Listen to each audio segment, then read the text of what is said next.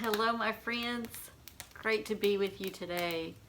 Are you getting stressed out about everything you need to do to put together the perfect Thanksgiving?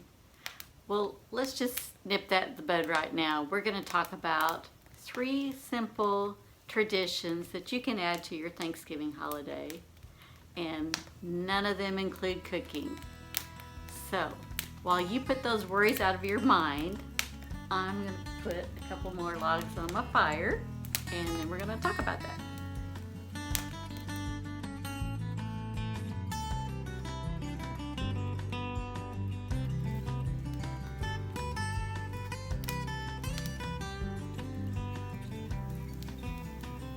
Don't you just love a warm, crackling fire on a cool day?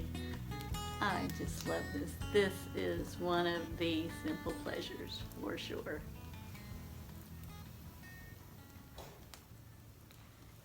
Before we get into the 3 traditions I'd like to share with you, first I want to just encourage you to do less this year. Give yourself permission that it's okay to do less. Remember that Thanksgiving time, Christmas time, it's about family. It's about sharing times and experiences. It's not how many side dishes you have to make for Thanksgiving. Give yourself permission to do less. So I just wanted to say that first. The first thing I'd like to talk to you about is a blessing jar. What's a blessing jar, you might ask? Well, I'm going to tell you. In our case, the blessing jar is going to be my Nana's cookie jar. So I'm going to ask my sister Amy to bring Nana's glass cookie jar to Thanksgiving dinner. We put out the jar, strips of paper, pens. When people come in, we ask them, write down something you're thankful for. Drop it in the jar. It can be one thing. You can fill out 10 slips of paper if you want, but write down something you're thankful for. Grown-ups, kids, everyone. They may be serious, some of them may be funny. It's all good. And they don't write their name on there, just put what it is, who it is that they're thankful for.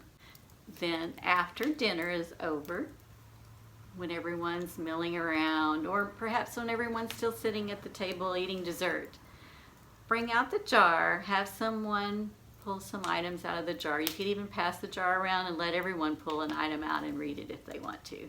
That might be fun to do. I know the kids would enjoy that. You kind of talk amongst yourself and try to figure out, wonder who said that? Wonder who's thankful for that? And maybe you can kind of make a little game of it and see who can figure it out. And then, of course, hopefully the person will say, that was me, that's what I'm thankful for. Sometimes people aren't willing to say out loud how they feel or express their thanks that way. That makes them uncomfortable to have to say something in front of a group of people. But if you allow them to write it on a slip of paper, and then it's shared with everyone, and then they can say, yep, that was me.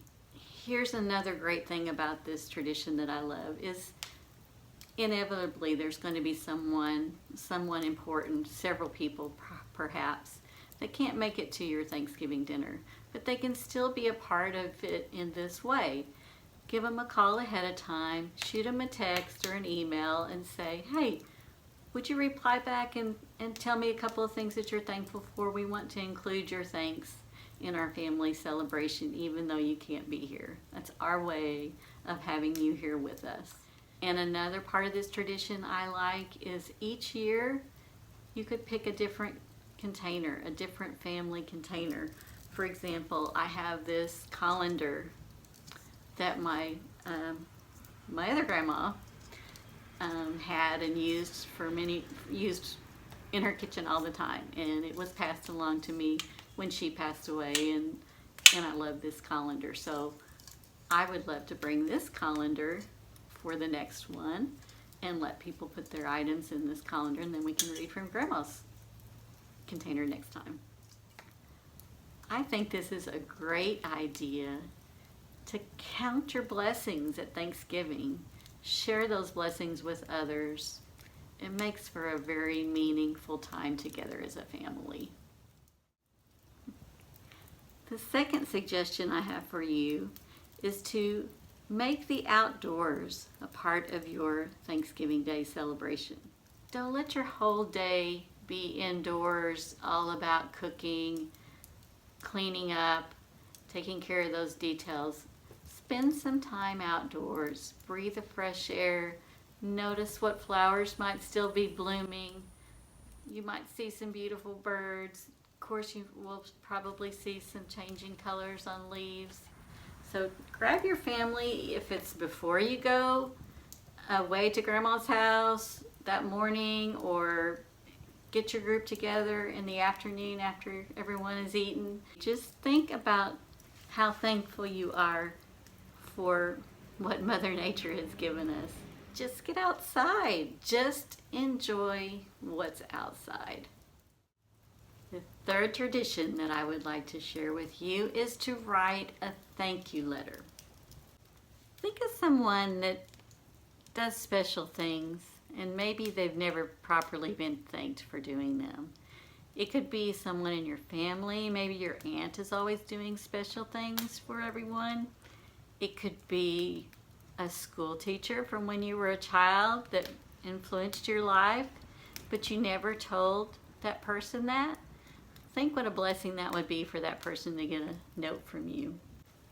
It could even be someone you don't know, someone in your community that you see is just always doing things for those in need or helping out in some way. You don't have to even know them personally, but write a letter, put it in the mail, or even better, take the extra step and deliver it yourself. Hang on, I need to put another log on the fire. Okay, I think I've got it stoked up a little bit, so let's continue. So, back to the thank you letter.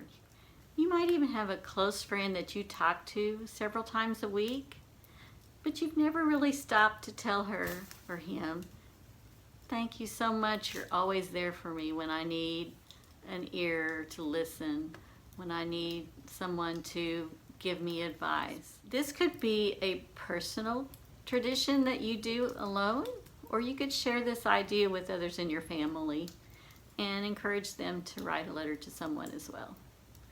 Think how someone is going to feel when they receive a heartfelt letter from you. What a blessing. Two people are going to be blessed.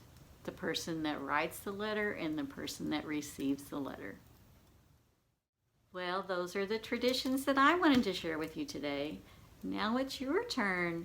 Please leave me a comment below and let me know what traditions your family has or what traditions you may be thinking about starting. I would love to hear from you. If you've enjoyed this video, this time together like I have with you, please leave me a thumbs up. That really helps me to grow my channel. I would appreciate that very much. Before I close, I would like to mention one more thing. Before you go to sleep on Thanksgiving night, turn to the person beside you. Let them know how thankful you are for them and what they do for you and are to you. I know I'm guilty of taking my husband for granted sometimes. So I want him to know how much I truly am thankful that he's a part of my life.